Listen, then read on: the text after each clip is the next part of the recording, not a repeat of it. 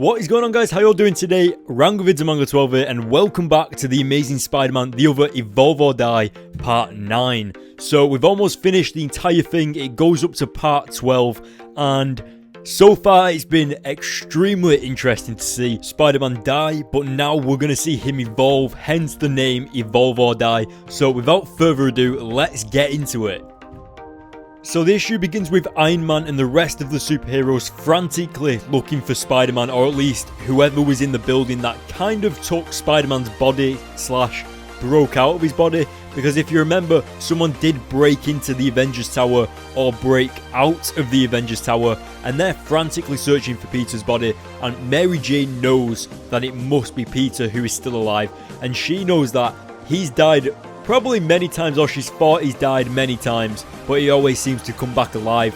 And as you can see, we go back to the bridge where Peter, or what used to be Peter, is in some kind of cocoon underneath the bridge. And it kind of reminds me of the Matrix a little bit, because if you remember in the Matrix, they have like this red kind of thing going on like this, which looks awesome. Now Peter seems to have woken up in what seems to be a magic faraway tree, a Disneyland, a wonderland of his own imagination. And it's kind of like finding himself, if you get what I mean. Like he's inside his mind, finding his true identity, figuring out what he's actually become.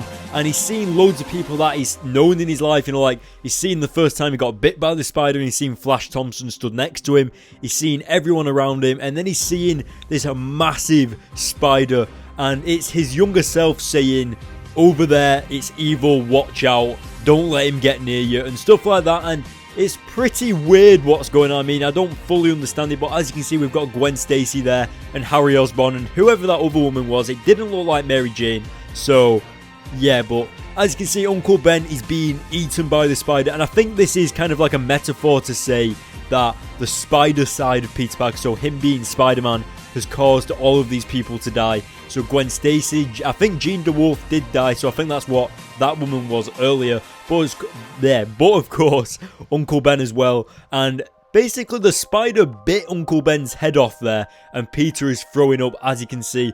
Now, what we are seeing on screen right now, in case some of you guys don't understand, is the fact that Peter has created the spider side of himself as if he can just take it off like a costume and put it back on.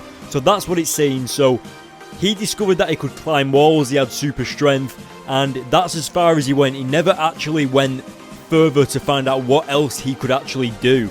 Now, in case some of you guys don't understand, the spider is represented through the Spider-Man costume. So if you think about it, the spider has just explained that Peter represented the spider as his Spider-Man costume. He can take it on.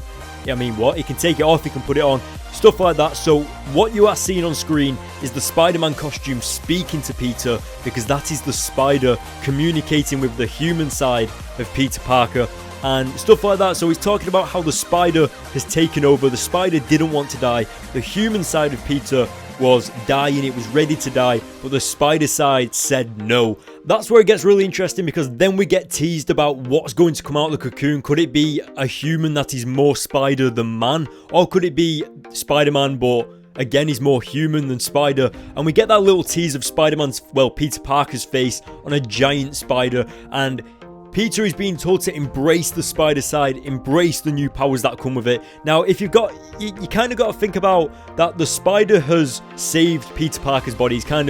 He has evolved and stuff like that, but the spider can't live on without the human side. So if the spider wants to live on, then it needs Peter Parker's body, if you get what I mean. So it's kind of like they're joined together, like they need each other in a way in order to survive.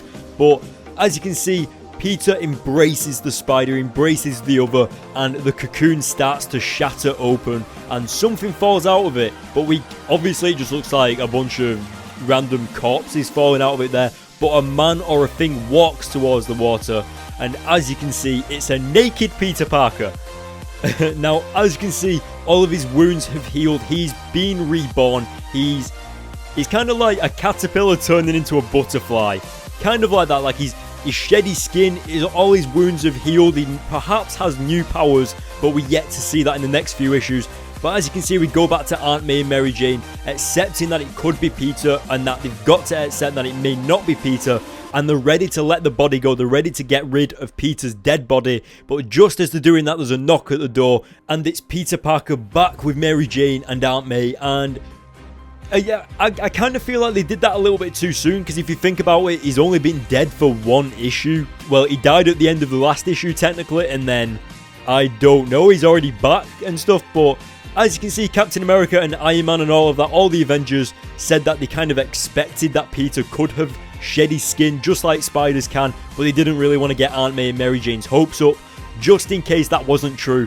But as you can see, Peter is kind of reminiscing on his life, kind of taking in the moment with Mary Jane, like not taking anything for granted, because he's already died once, and it feels like he kind of knows that he's come back to life and he doesn't want to miss anything. He's like grateful for what he's got, and he's grateful that he's come back to life. But there's something a little bit different about him. We get like this narrative. Sorry, we're in the UK here. I didn't know whether to say narrative or narrative or what then. But yeah, so we get like this narrative thing going on, and as you can see, it's talking about who has truly come back, the man or the spider. We don't entirely know. But we get like a little hint, because Peter Parker has just taken the wedding ring off the dead corpse that used to be him, and he's put it on his own finger. So that gives us a little hint that it could be more of the human side that has come back. But then again, there's still that little feeling that maybe that's just the spider side playing the part.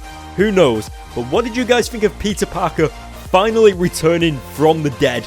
Like, do you like how it was done? What do you think of the other, like the actual character of the other? Like, do you think it's a little bit demanding? I mean, it seems a little bit scary to say that it gave Peter the powers, if you get what I mean. But I don't know. Let me know in the comment section below, and make sure you hit the like button on this video. I'm going to give this issue an 8 out of 10. Again, I kind of have a little bit of a thing where Peter came back within one issue. I mean, I feel like they could have dragged that out a little bit further, but I don't know. It was years ago, so I can't exactly complain now.